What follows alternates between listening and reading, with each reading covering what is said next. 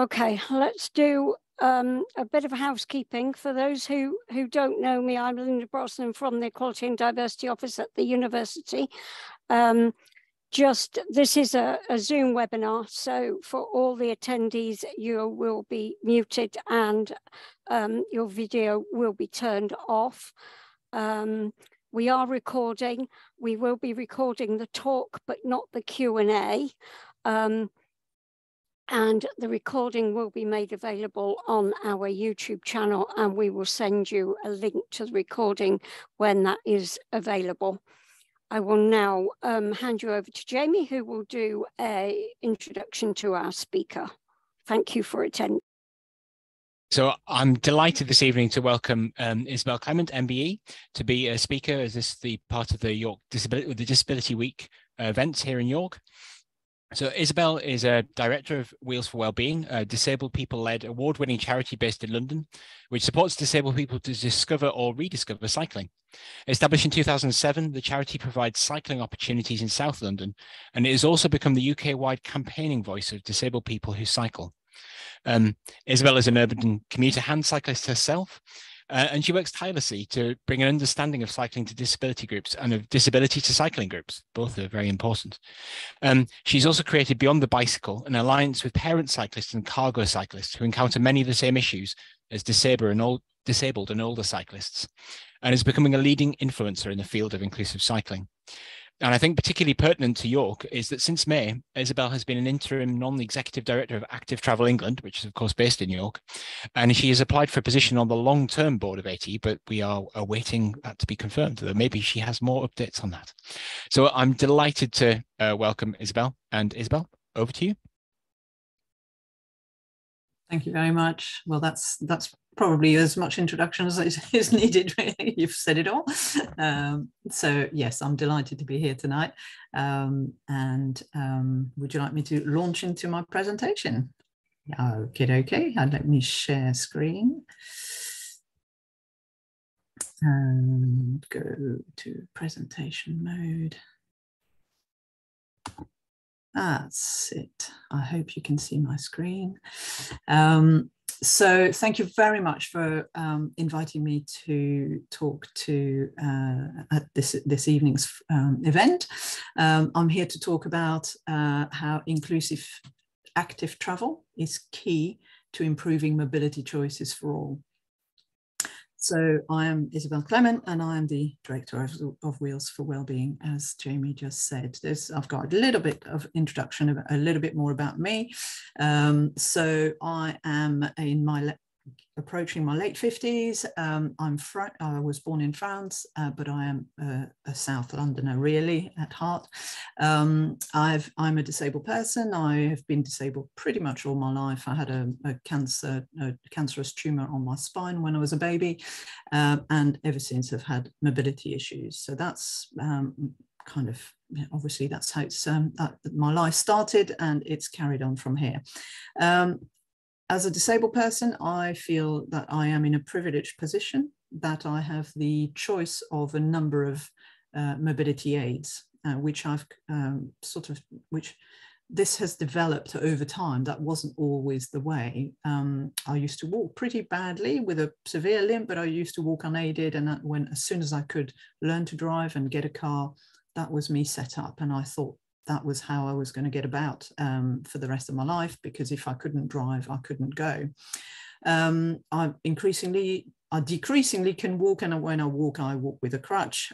When I want to go a bit further, I have a bit of a snazzy wheelchair, and I use that increasingly these days. But actually what I prefer in terms of my aids to my mobility is my hand cycle. I turn my wheelchair into a hand cycle. So you've got an example there on the picture on the bottom right. And that has become my top mobility aid. Let me tell you a little bit about why. In fact, I could be telling you how long it took me to discover cycling, but I'm not going to. We'd be here all night, but it took me a very long time. It wasn't an obvious choice, but I kind of happened upon the concept of the clip-on hand cycle in my mid-30s.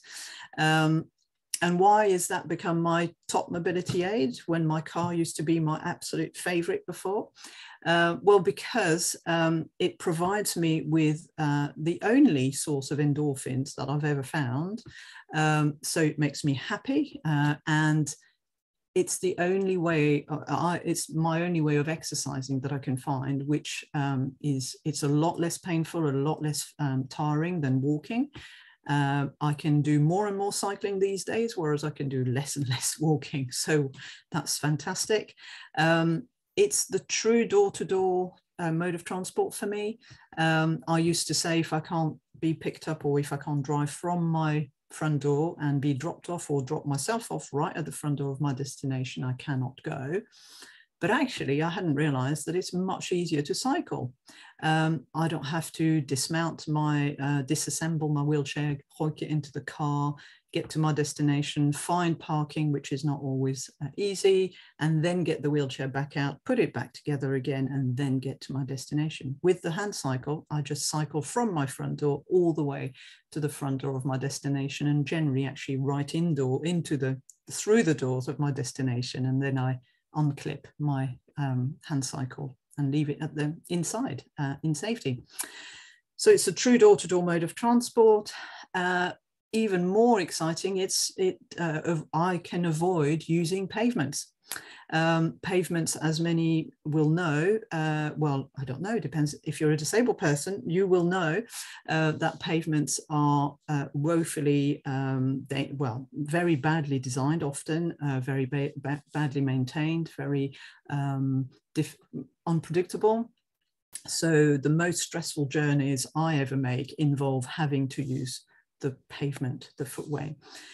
So I don't have to if I'm cycling.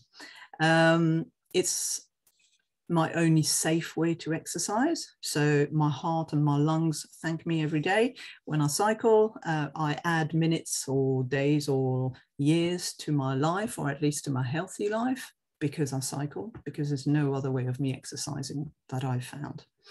And also, I don't add to air pollution. So, you know, what's not to like, really? So I'm so grateful that in my mid-30s, I was able to find that I could cycle. There was a way for me to cycle. So a little bit more about Wheels for Wellbeing. Jamie said a little bit about us, but we indeed are disabled people led. We were put together in 2007.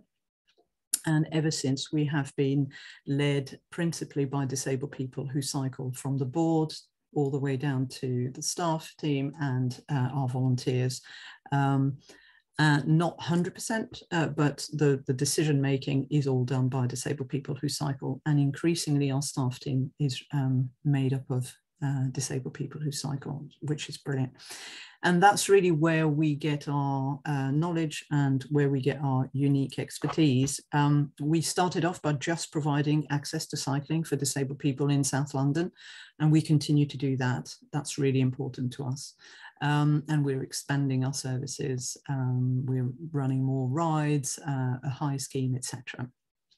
But crucially, we are now a campaigning organisation equally, and that's on a national basis. We've written publications, particularly our guide to inclusive cycling, which, if you're interested, it's available for free on our website. And it's basically where we pour out all our knowledge. We learn all the time more about what is required to provide inclusive, accessible cycling and active travel facilities. And we straight away put it, well, we're on to our 4th edition of our guide to inclusive cycling. We write a report every time we do our national survey. We ask disabled people who cycle for their views and their experience, and then we write a report. Again, that's available on our website. And we provide increasingly training and consultancy, and we run campaigns. Our flagship campaign is our My Cycle, My Mobility Aid campaign, which is all about educating the general public and politicians and decision makers and disabled people themselves about the fact that for some of us disabled people, our cycle is just as precious as, or sometimes much more precious than, a wheelchair would be. Some people do not use a wheelchair but cannot walk or run, however they can cycle. So My Cycle, My Mobility Aid is our key campaign, and we have others.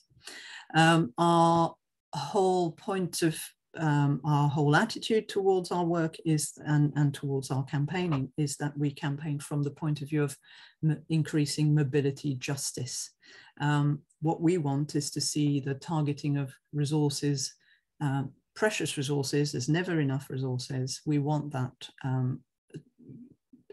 concentrated on improving the situation for people who have the least access to transport and mobility, rather than spending it on the low-hanging fruit, which has often been the case, on those with the most mobility privilege.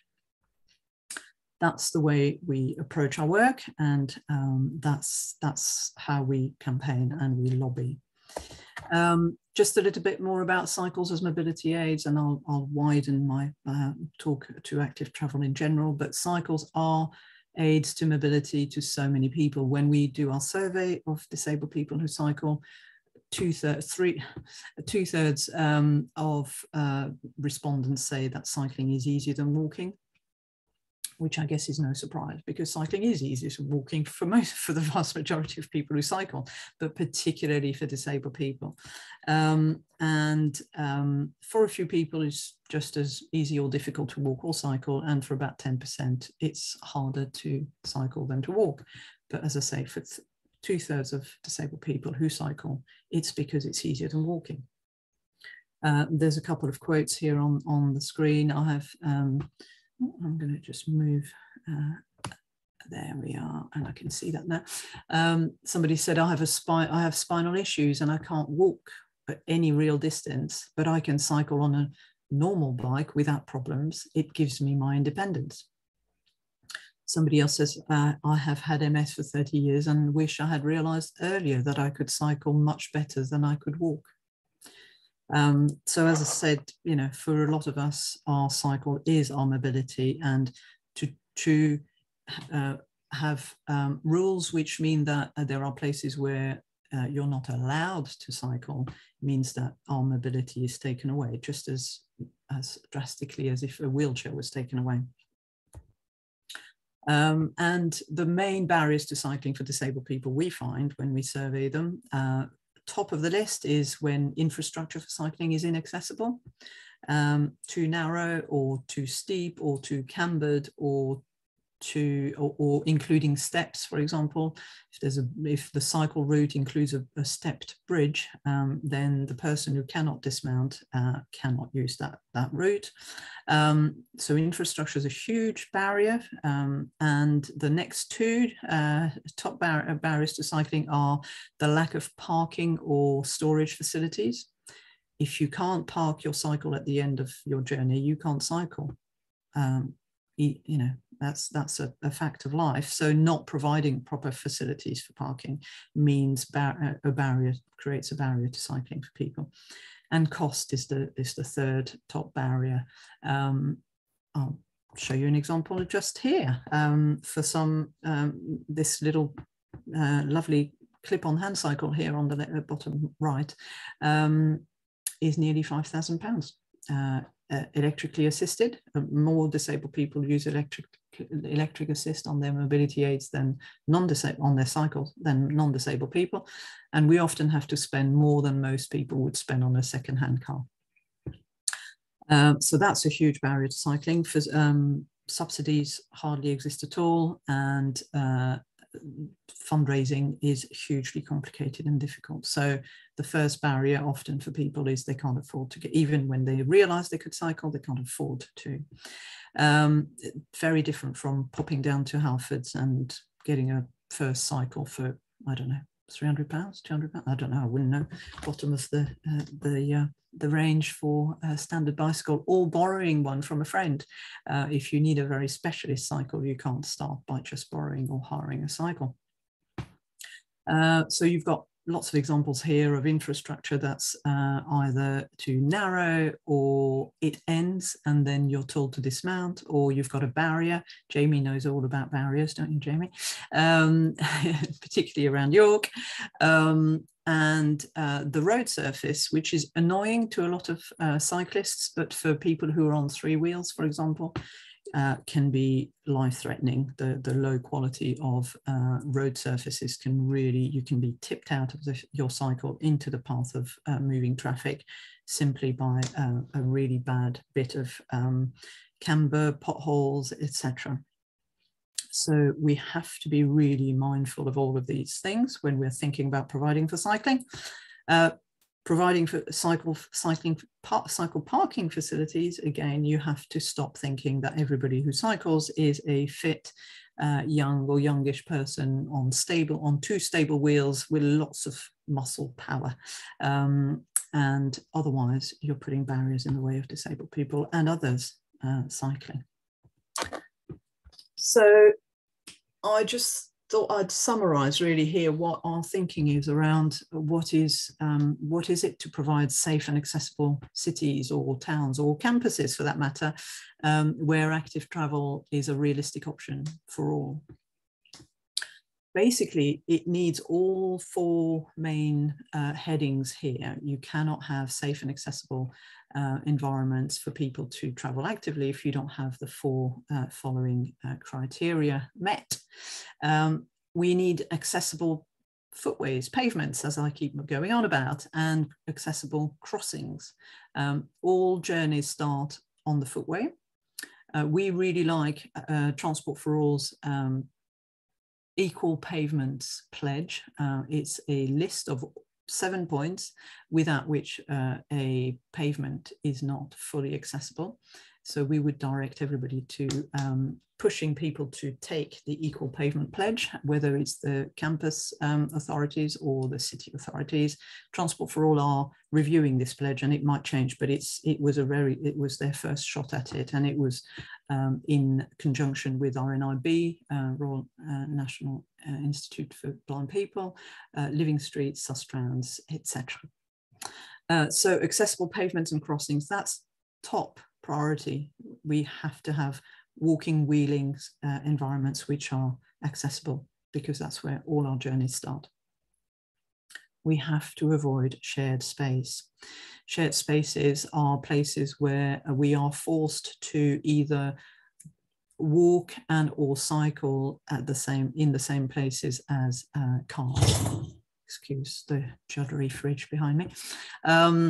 So shared spaces are not safe places for people to walk, wheel or cycle. And that's a principle really that we are very strongly in favor of, and we will always push for the end of shared spaces. And national guidance now is very much that shared spaces should be avoided. Now, there are nuances maybe sometimes, and we'll come back to those, I'm sure, in conversation. But overall, we want to avoid shared spaces. That means we need to provide accessible, protected cycle, or what we would rather call mobility lanes.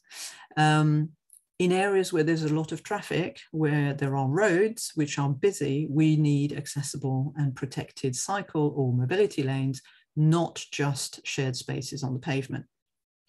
Or in residential area or where it's not super fast traffic, we recommend low traffic neighborhoods to connect towards the bigger, more protected cycle lanes, because you can't provide segregated cycle lanes on all streets. Some are too narrow. Well, in that case, let's just lower the number of cars, and cyclists can be safely on the road whilst pedestrians can be safely on the pavement.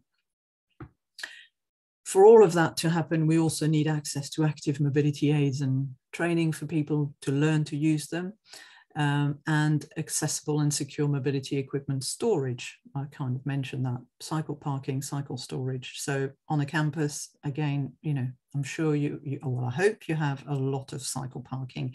So those people who don't have to cycle all the way to the door of their amphitheatre or or the students' union or their office can park safely, not have their mobility aid stolen. And I have added as well a blue badge scheme for disabled cyclists or e-scooter users. So that's a bit of a kind of bolt out of the blue, but actually for those people who cannot dismount and park their cycle or their e-scooter or their mobility scooter, we need to be able to have a kind of blue badge scheme which allows disabled people to go all the way to their destination. So that might be the only compromise on shared space. It's, you know, where the mobility aid of a disabled person is their cycle or their e-scooter or their mobility scooter. They need to go down to the speed of a pedestrian, and they need to get through pedestrian spaces. It doesn't mean that every other cyclist or that e-scooters should be allowed everywhere, but for some disabled people, maybe through the use of a blue badge scheme, it needs to be, they need to be entitled to use it. We need accessible public transport, of course, and we need accessible cycle parking. We've talked about that. And also car access for drop-off and pickups for those with no viable alternative but to travel by motor vehicles sometimes or all the time. And I know that in York city centre, that is a real issue. And we would very happily help you, try and, you know, help you with that in terms of campaigning, because we know that that's absolutely crucial. At the bottom there, you've got Jamie on his trike, on his bike with stabilizers a few years ago, and very proudly the recipient of a new, and I think the first ever in the UK, accessible cycle parking right outside his office. Fantastic, it can be done. It's reserved, it's specifically for the disabled person who needs to park there, and it's signaged as such. But for other disabled people, it needs to be a car parking space still. That's all about having options for active travel. It doesn't mean that all disabled people all of the time need to travel actively, but we want to have the option. And without all these four elements, we cannot have the option to travel actively at least some of the time, or for part of our journeys. I'll cover a little something about Active Travel England, just briefly, and then I think we can get into a conversation with questions and answers so that you can ask me things specifically to do with York. I'm not a York-based person, so it's difficult for me to give you lots of presentation things about York, but I'm sure we can discuss York's situation. But before we go on to your questions, and I'll try to answer them, let's just cover Active Travel England. As Jamie said, I've had the pleasure to be an interim non-executive director of Active Travel England for the last few months. I hope I'll continue to be part of the board, but it's not been revealed yet who the long-term board members are going to be. So the suspense continues. But basically, Active Travel England has been decided to be based in York. I have to tell you, that wouldn't have been my choice, and I lobbied against it just because of the situation that you have in York with what seems to be a council who's not really very positive about having this an accessible city centre. But we are where we are, and maybe we can make we can get a lot of positive out of the fact that Active Travel England is ending up on your doorstep.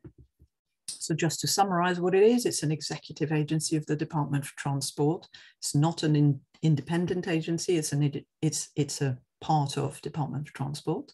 So it's got to stick to Department for Transport policy, but it's outside of Department for Transport. It can be a little bit more flexible and nimble, but it still has to toe the line. It launched only last August, so it's very much still in its setting up phase. It's recruiting furiously at the moment, and it hopes to be fully staffed, and that would mean 98 people, very precise number, by the start of the next financial year. They may or may not have reached that number, but that's what they're aiming for by then. And what they're there to do, one is to carry out design reviews, so local authorities constantly, hopefully, propose new designs for active travel, and Active Travel England will check that they are in line with design guidance at the time. So you've got cycle design guidance called LTN 120, but there's also inclusive mobility, which is a Department for Transport document, and also manual for streets. So they will be checking, Active Travel England will be reviewing the plans of local authorities and making sure that they're in line with current guidance. And if they're not, they won't get the money. basically. They can't stop local decision makers making decisions which are not in line, but they won't fund them to provide infrastructure that is not in line with guidance. They are there to increase the capability of councils in terms of the ability of councils to design properly, to have proper programs, to have staff who are fully aware and able to provide good quality active travel services, facilities and infrastructure. So Active Travel England is going to be producing lots of guidance and advice and training, etc. So you may not be, so, you know, they're mainly going to work with councils in terms of the direct relationship, and they're going to inspect them, etc. But others will also be able to benefit from the guidance documents that they issue, because they'll be on the website. Active Travel England will influence active travel infrastructure through the planning system as well. They're going to become a statutory consultee by next June, hopefully, and they're already starting to issue guidance. So on large developments mainly, they will insist on proper active travel connections into new big estates, etc. And they are going to have their own budget. Well, part of the Department for Transport budget will be devolved to them, and they will distribute it on capital and revenue projects, giving it to local authorities. It's not huge, that budget that Active Travel England will have control over, but they will also be able to influence the spending by other departments, other government departments, so long as it has to do with, or it influences and influences the shape of active travel. So I think it will have it will hopefully punch above its weight in terms of influencing active travel infrastructure, whether or not it's funded directly by Active Travel England or by others. That's it, really. That's my introduction to this topic, and then I'm very happy now to move to a conversation with you and try and answer your questions.